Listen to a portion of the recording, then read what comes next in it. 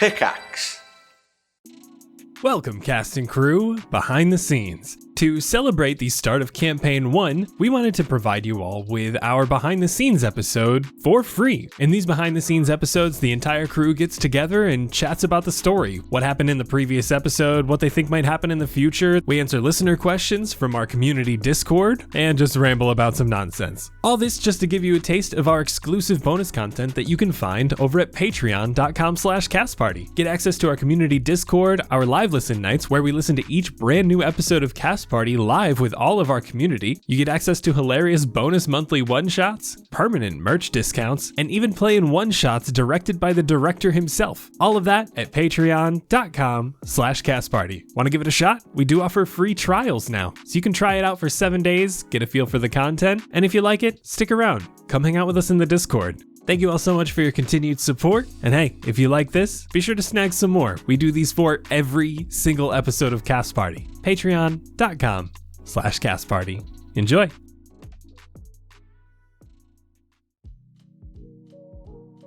Hello, everyone, and welcome behind the scenes. This is episode 1 of season 2. We got to meet our characters as they walked through Twin Rivers. We learned a little bit about the world of Ikaria, the resonance, the orbitals above floating in the sky, Nightshade Trading Company, and the explosion as Ilos's orbitals was destroyed in the night sky. You then all headed to the object where you had some memories and some glowing hands, and then we ended on a dang smoke dragon. So that's... It wasn't me, just remember. I need someone to have my back. Bjorg made that dragon. Bjorg made it. If only, he would be so happy if he knew that if he accidentally made that. I guess he kind of did, but... Yeah. You know. You supercharged it, at least. I did. I had to play with the fun new toy. I mean, Bjorg's been wandering the streets of Ikaria, or Twin Rivers. He knows the Stormbringers. He knows to get out of the way. And, you know, you just gotta admire the fun, fancy Magitech devices. True. It's probably been a dream of his, being into machinery and finally getting to touch one. He saw the opportunity and he had to take it. But now as the town all wakes up, you have it strapped to your back. Which could be bad. Not for long. This was so much fun. I think I think I'm gonna be nervous for a little while just because I haven't really done this before. But this is really cool. It's another fun way to bring a character to life. It's very different for me. Yeah. Mm-hmm. Not gonna lie, you're probably gonna be nervous for a while. I feel like Nigel and I, because it was our first time playing when we started campaign 1. Yeah. I could tell in my voice listening back, I was nervous as shit, and it took a little while, but it was is what made it so fun to me too, is learning it and getting rid of those nerves too. So that's one of the fun parts about it that I think you will look back at and be like, yeah, that was dope. Isn't it crazy what little math you had to do? Yeah, that so little math. I'm very glad. My dyslexic ass is so glad. Once you have a couple more full RP sessions where Colin doesn't say a word for 45 minutes and it's just the best times, 6 of us just chatting, you'll feel right at home. Yeah. I feel like those were the big moments for, at least for Vince and I can't speak for anyone else for their other games before Cast Party, but those first couple where we were sitting around a campfire or on that first cart in season 1, just talking about stuff. Yeah. That was you really get to feel your character. You get to be your character for an extended amount of time, and those are just the best. You kind of got a taste of it here because these scenes are very this was very cinematic almost, this intro. Yeah. Yes, this episode is very different than the rest of the season will be, because from here on out, I mean, you guys are at least somewhat together. You'll definitely split up, move around the city separately, but it is going to be much more a whole party thing rather than one-on-one things. This was just a fun way to kind of introduce the characters, and then we get to see those memories from our earthen times. It really felt like a TV show, more than season 1. Yeah. I don't know, maybe not more than season 1, but more for some reason. Maybe it's because I'm just watching Fallout right now, but I'm like, yes, watching everyone's individual story and then watching everyone come together. Oh, so exciting. Hey, it's better than us all starting at a tavern together. And hey, that's still a valid way to do. There's a way to make that work. True. And you can make a tavern exciting. it is, but I enjoy this much more because everybody gets their moment. I mean, I kind of personally enjoy it too because it's always the first session of a brand new game. Always for me feels like you're still feeling it out a little bit. Like you're not only learning about the other characters that are getting introduced, but you're sort of absorbing like what everybody else is kind of brings to the table. And I'm learning like, oh, this is the kind of game that each person is sort of leaning into or wants to play, and there you kind of find the overarching world that will connect us all eventually. And so it's always interesting that session 1 when you're learning that. And for me, like kind of downloading some of that data, because in my mind I want to like try to keep in mind like how do I support that for them, through this. I learned something, and I don't know what we can talk about during these, but I'm just gonna say whatever is on my mind. Anything and everything. It dawned on me that some of us absolutely remember Earth like 100%, and some of us don't. Or I think some of us don't, and maybe some of us kind of do, and I don't know. I mean, I know where I land in that, and I know where Anna lands in that. Yeah. And I'm like, what? So I didn't really know. I didn't know that. That was a big surprise for me. Oh, and okay. I didn't. Yeah. I mean, I don't. If I was told that, I forgot because I felt like I just. I don't know if we it. did or not. I think when we were discussing Santos, and I was saying we can do kind of what you want with the memories, whether you want Earth memories, where you want Akari memories, where you want like little parts of each, or what you kind of want to do. But I don't know if I translated that was also an option for everyone. So there's also a little bit of memory weirdness with everybody. That's so cool. I that would like opened up something else for me on the spot. Yeah, we learned like a little bit of everybody because I don't know how much exactly everybody knows, but like Jackal at one point was like, "What, Anna? What did you say? You said something about Judy Hopps. Judy Hopps. Yeah, Judy Hopps. And he was like, the Zootopia reference. why does that sound familiar? But okay. And I'm saying it right now. I'm waiting for the fan art already. The Judy Hopps x Jackal fan art. Oh God. I've never seen Zootopia. I should do that. Oh, it's a great one, actually. Is that the Highly reference? Because I recommend. haven't seen that. Yeah, it's a Zootopia reference. Go watch it. Lost. I think she's the main character. Yes. Yeah. It's unfortunately she's a a rabbit. cop movie, but That's right. I have seen that actually.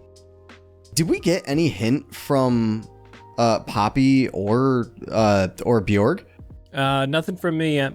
I don't think so. Technically, there was a very, very, very tiny hint that Poppy did, but I don't think anyone caught it but Super me. Yeah, I didn't pick up on anything. A hint about what we're talking about? About How the much memories. memories? Yeah, I caught it. I gotta listen back now. You don't I want wasn't to be be surprised. Yeah, it was. I think it was one word she said. but Yeah. just acknowledging. Oh, Yes. it's so good. I love it. It was in response to something. Yeah. Okay. I'm We're on gonna the hear same it. page. Y'all are big thinking At right the now. live listen, I'm gonna listen and I'm gonna hear it. Yeah, I hope you guys liked. I really liked this cinematic sequence, and one thing we really wanted to do, I really wanted to do differently from season 1 was season 1 we started on Earth, then there was like the big change, and then obviously here we're starting in the new world, and then we're seeing these like fragmented memories from Earth. For some people fragmented, for other people very fresh.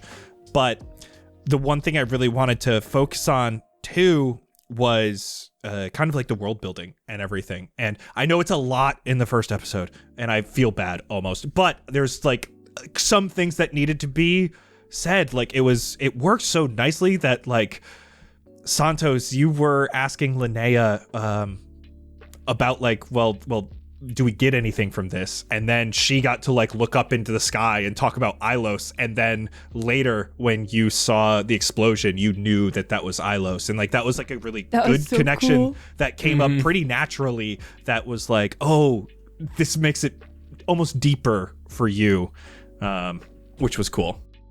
I'm making a note of something that came to mind. I love the idea of praying to a thing and then almost immediately it explodes. I know. I Yeah, was what like, kind no of way. horrible omen is that? It's not feeling good for Santos. That's on the back of his mind. He's fully aware.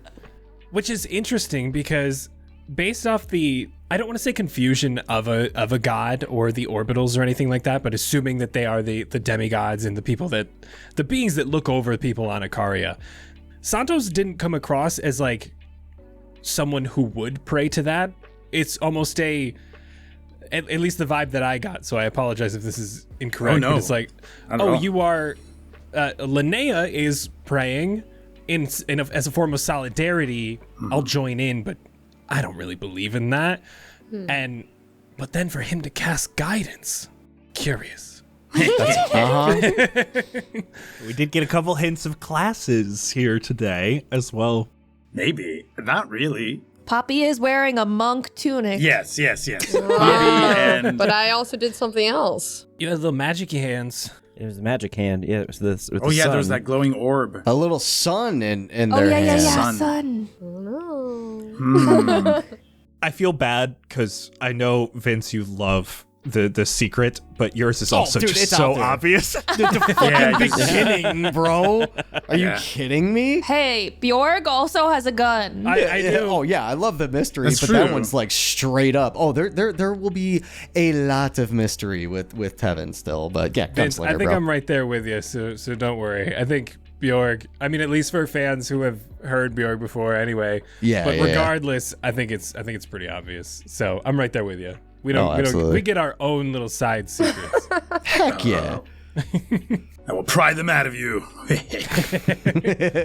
Bjorg, however, is incredibly interested in Tevin and wants to take you apart, but for curiosity Oh, no. purposes. You said he was beautiful. I was not expecting yo. that, but I'm like so excited for things to happen now. Just the connections that might happen with that is very intriguing to me. You're just flirting right That now. sounds just right. Yeah, I'm like, I loved doing the memory sequence. I felt bad because it's kind of long and there's not a ton of time to like give you guys stuff to do. So I hope it wasn't too much of me talking. I liked the little back and forth, and that was kind of moving So much from fun. each person. I loved seeing the shock of different people's faces as they saw stuff. Like everyone's face went crazy as Bjork started to push the car down the You cliff. pushed Oh, yeah. a Bentley off a cliff. Yeah, dude. Of $436,278. half a mil after tax, Yeah. you know.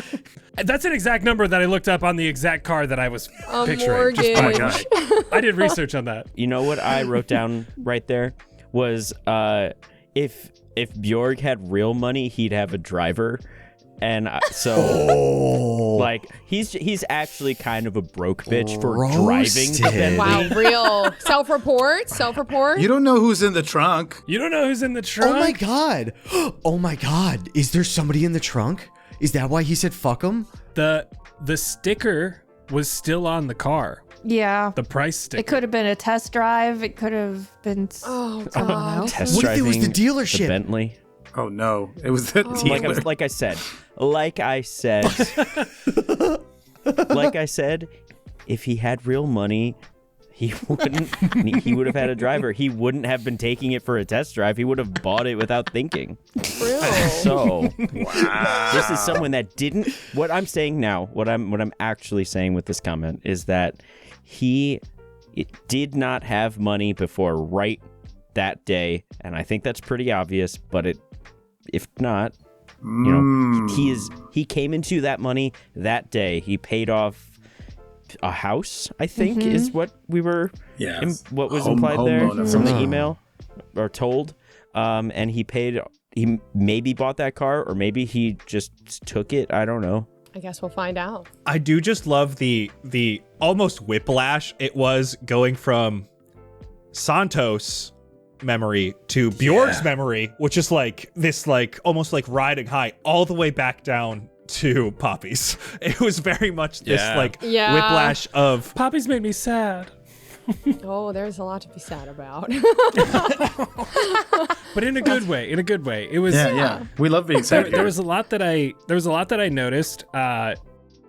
Especially Jax with the international thing. He's got to be in Australia, right? They said Sydney newspaper or something. Yeah, I picked up on that too. But the jail guy was Southern. Southern people can travel.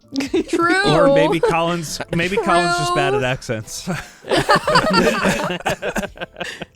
I do love seeing how different everybody's memories are so far, too. Yeah. Happy, sad, unknown. I have a theory for Lenore's, but it's all I can think about now. And it's I don't want to say it because I don't want to Well, I don't know it. I was not privy to that. You don't want to say? I don't want to say because I'm afraid I'm right. I'm afraid I'm right. Yeah, don't say it. I don't want to hear it. I don't want to hear it. I don't want to hear it either. I don't want to hear it either. No, I'll keep it. Yeah, it's not that you're afraid you're wrong or anything. No, I'm going to put it in my episode 1 notes right here, right now. Oh, and that's a threat. And send it to everyone. This is 4-29-24 at 10:31. You don't need to document it like a courtroom document. Yeah. This totally just could gave be me, edited later. So, Santos can go like demon mode. What was going on? Yeah. Oh, yeah, you had Cool. wings. I don't have wings. Bat wings, were they? I'm just a tiefling variant. It's an actual choice. That's actually so cool. I didn't know that was a thing. And did your hair change color? No, I didn't describe my hair color. I described my hair Okay. color as a human, dark hair, but when I described myself in the beginning, I didn't get to my hair. My hair is just all white. Long white hair. Yeah, so I just failed to fully describe myself. It's serving Inuyasha. Yeah. little ears. That was a deep pull. I'm but so instead of sorry. ears, it's horns. Hell yeah. Yeah, he's just a variant tiefling, and I was like, oh, I can I do that? I actually texted Colin because I was like, am I gonna be cheating if I can fly? So here's the thing, because I already knew we had Lenore, so because the big kicker is going from 0 to 1 flyers in a low level party. True. Once you got 1 flyer, adding another's not a big deal. Yeah. It's like one person can already fly, not a big deal. Yeah. Going It's from like when 0 you to get a 1 is the cat. hard thing to really push on a DM, but it's fine. I like the chaos, and we can already see this party's somewhat chaotic. Tevin just shooting into the air Somewhat. and chaos bolts into the resonant infused object. I'm interested to see how the gelling happens because that's we're all over the place in a really beautiful, exciting way. Yeah. So that's cool. I think that this is a generally pretty mobile party. We've got 2 flyers. We've got 2 people that can go pretty vertical between Not vertically a monk challenged. and a rabbit. Yeah. I'm vertically challenged and can go vertical, so it's the dream that Nigel lives every day. Like he just wishes that he could go more vertical. I wish I was tall. We do have a very wide, from 2'11" all the way up to 7 foot, because both Tevin and Poppy. Oh yeah, who's taller, Tevin or Poppy? We're Tevin's- huge. Tevin's 7 foot. How tall is Poppy? I'm about 7. I'm 7 foot. Oh, we're like I'm even. 7 back to back. foot 1 7 inch, and a quarter. actually. Yeah. one thing, Rocky, you did a great job introducing with Poppy that I want to say here for people listening is we did a homebrew with quotations, half Goliath, half elf race. Yeah. For Poppy. Ooh. So you did a wonderful job describing that. Like I feel like Yeah. everyone saw it immediately. But so we kind of took the 2 classes or the 2 races and kind of melded them to how we wanted to use them. So I'm very excited for that. Thank you so much for doing that. Because so my classification as a person of color is like I'm considered a MGM. I'm a multi-generational mixed person. So I'm so mixed that it nothing has meaning anymore, really. And it's always something that I've built into my characters, but the first character I ever made, who is probably my most famous character, Alicia, she was a half elf, but the LARP at the time did not allow, like, they didn't have a half elf race. So they were like, listen, we can't have you have to pick one or the other. So I chose human, but they allowed me to have white hair in return and like, I was like, okay.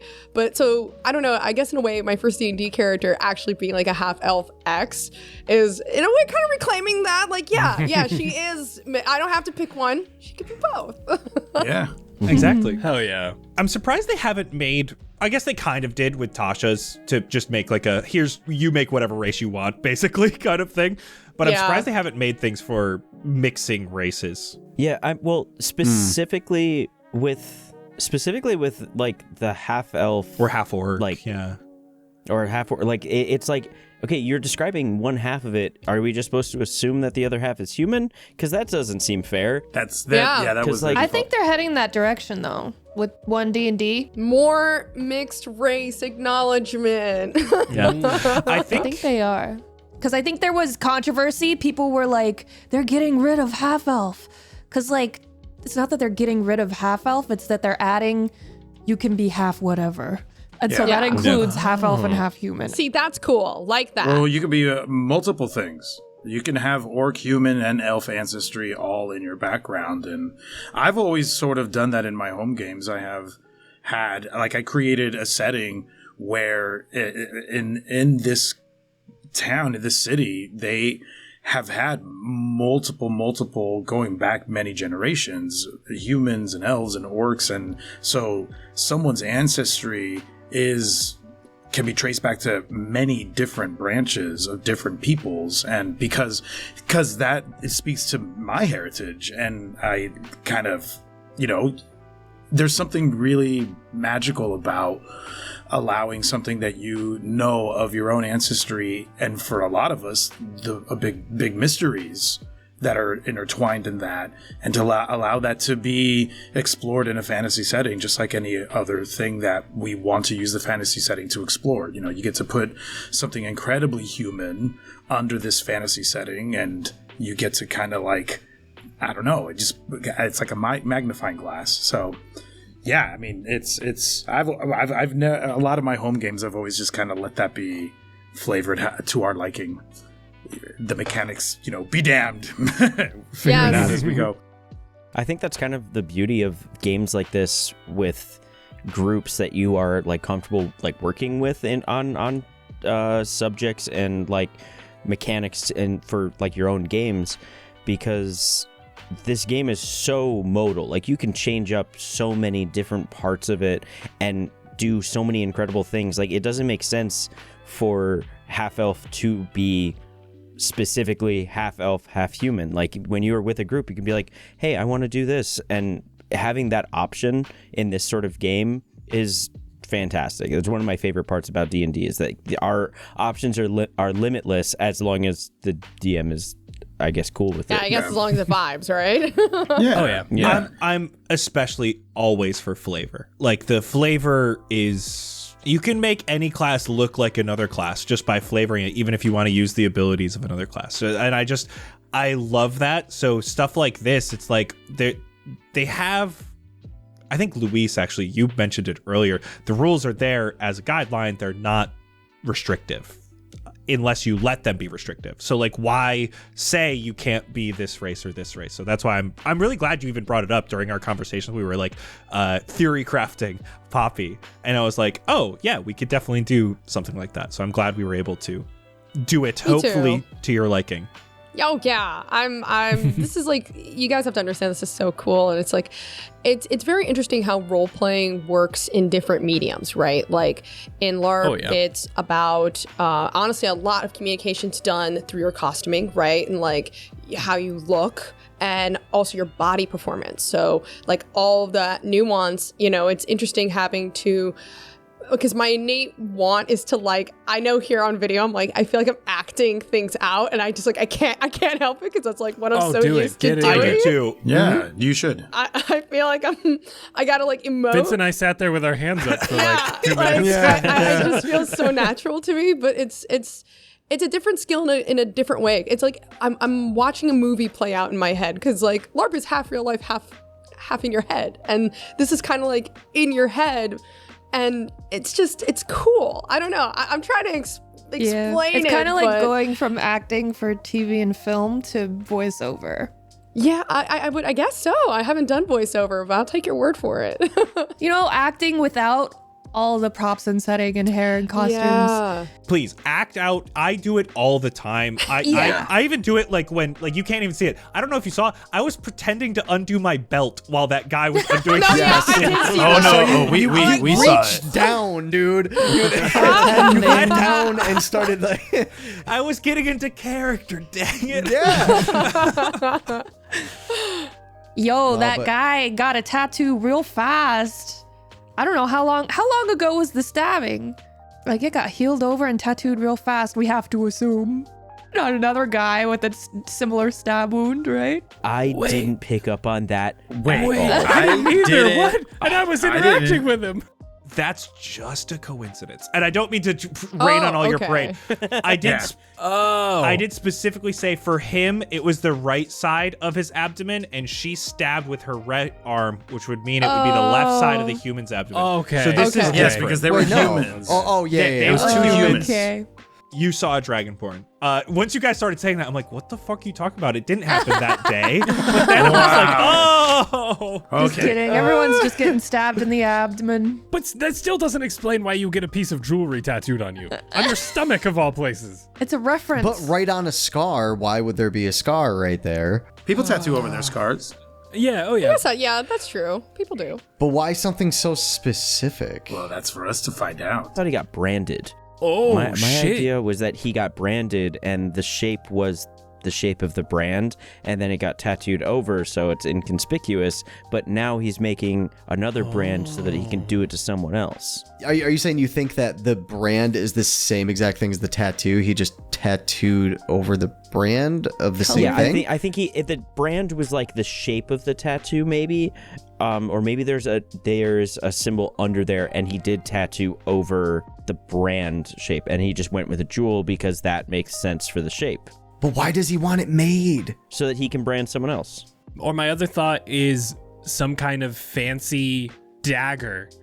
Like if he got stabbed and the jewel was over it, it could have been, okay, he got stabbed and maybe there was like a jewel on the pommel that was like imprinted in his skin, and he's trying to find the killer. And he just ran out. The scar's healed, but maybe he just got the imprint of the jewel if it like caused enough bruising or line work or anything, so it's like a revenge thing. Yeah, like he's like trying to the, piece it the together. Same shape. Yeah. Oh, okay. Dang. Yeah, He's yeah, being so okay. specific though that I feel like I he's like, know. it needs to be exactly like. I feel like he needs it as like a key. Well, okay. So here my actual very first thought about this was like, oh, that's Tevin's brother. He needs a piece for Tevin, and this is something that's going to happen like that, and that piece is going to go into Tevin.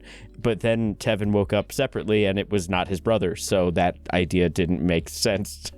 I loved Poppy's sass to him when he came over to you and bought the carrot. I absolutely loved that immediate sass.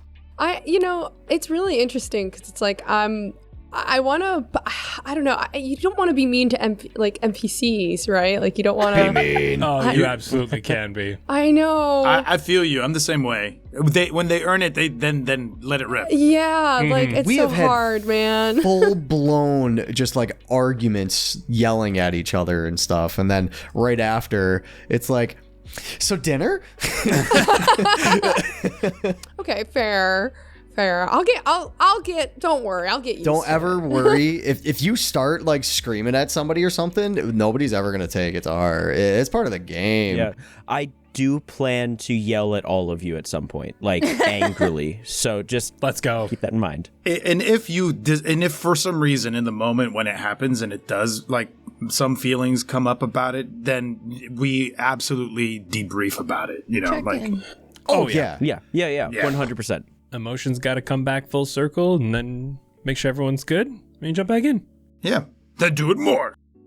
On that note, I am supposed to be on another game. I gotta run too. Oh my god, it is that time, isn't it? Oh yeah. I gotta skedoodle daddle. Thank you guys for being here. Bye, you guys. Thanks. Yeah, We'll thank chat you with you guys. Can we see you real Till soon? next Yeah. time. Till next time. I'm so excited.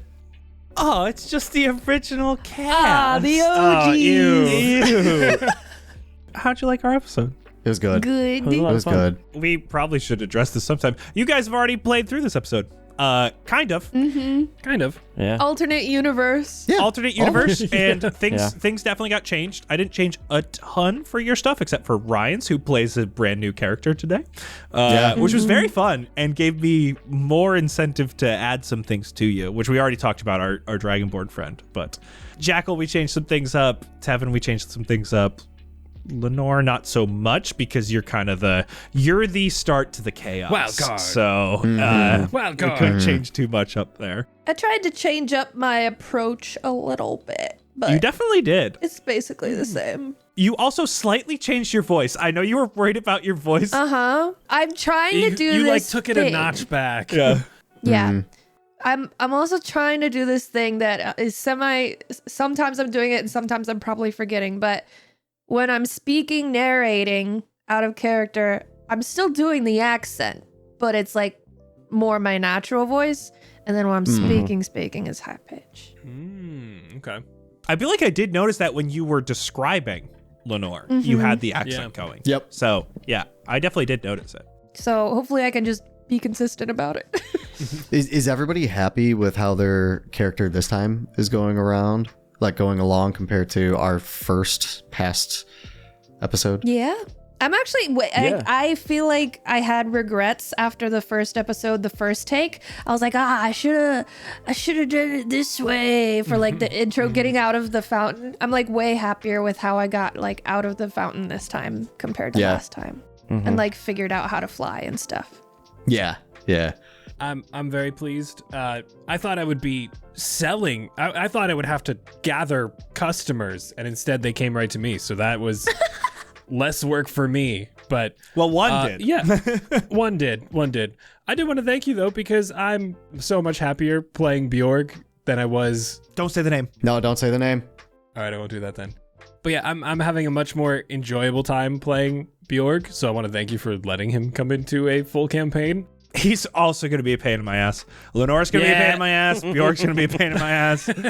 Poppy might be I feel like Poppy's going to be just end up. She's gonna be unhinged. I know. Periodically. Yeah. Poppy periodically. will be. Tevin's going to just be a hilarious, doesn't know what the fuck's going on ever.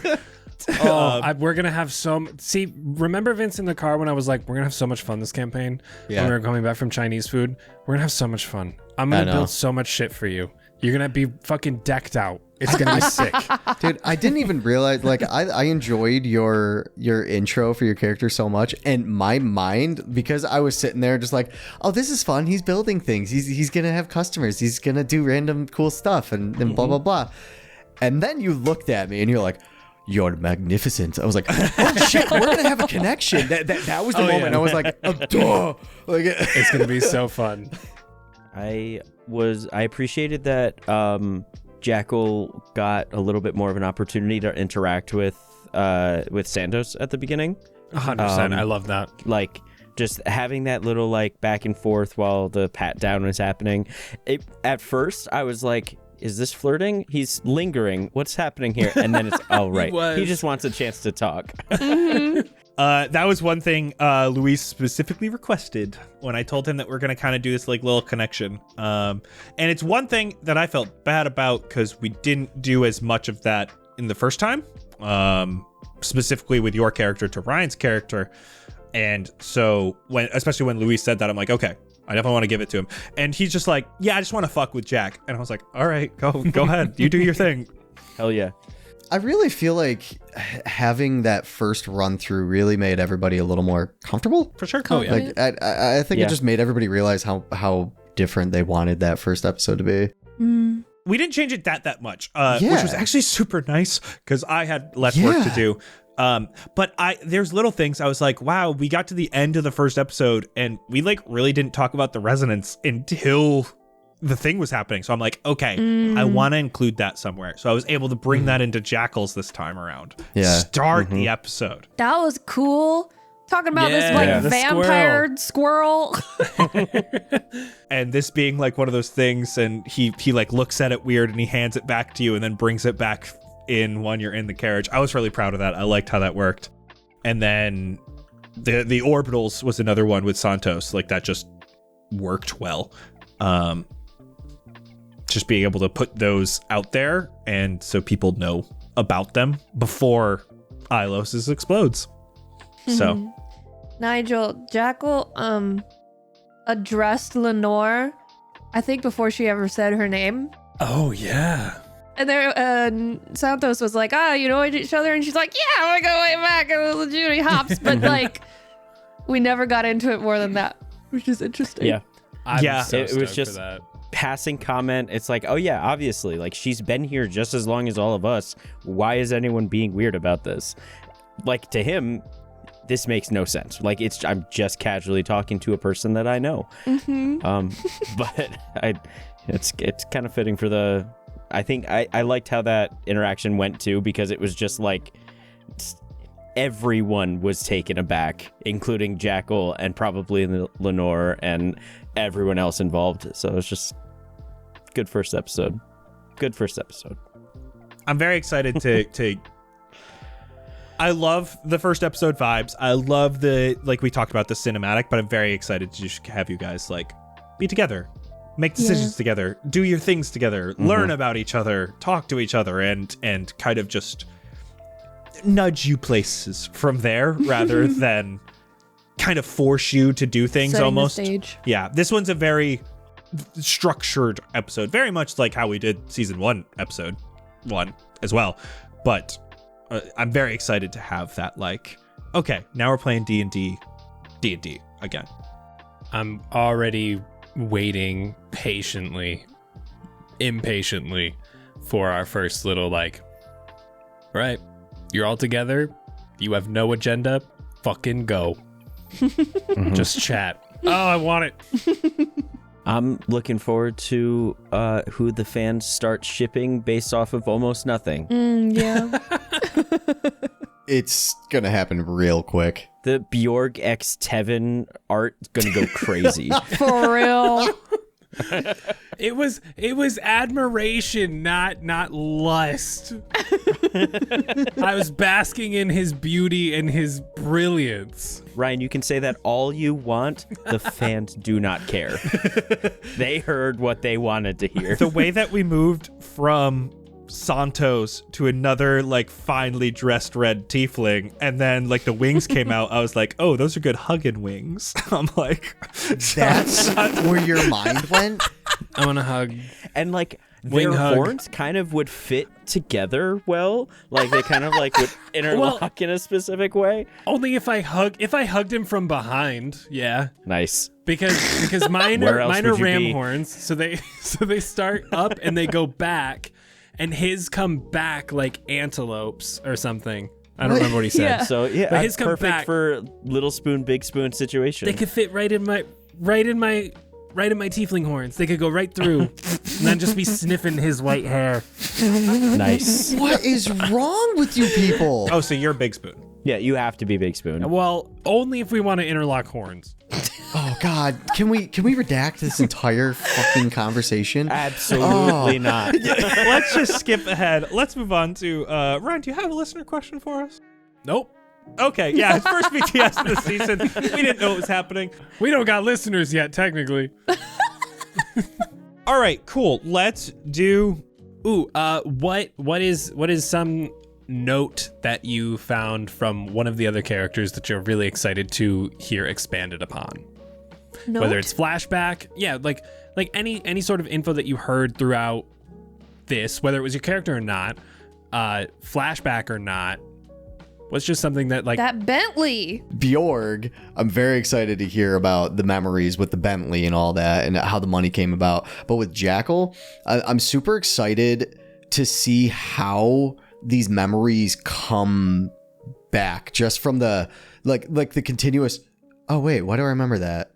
And then how that's going to build up in the future. That's what I'm super excited for with Jackal. I can't wait. Me too. I'm wondering what international crime he's committed. Yeah.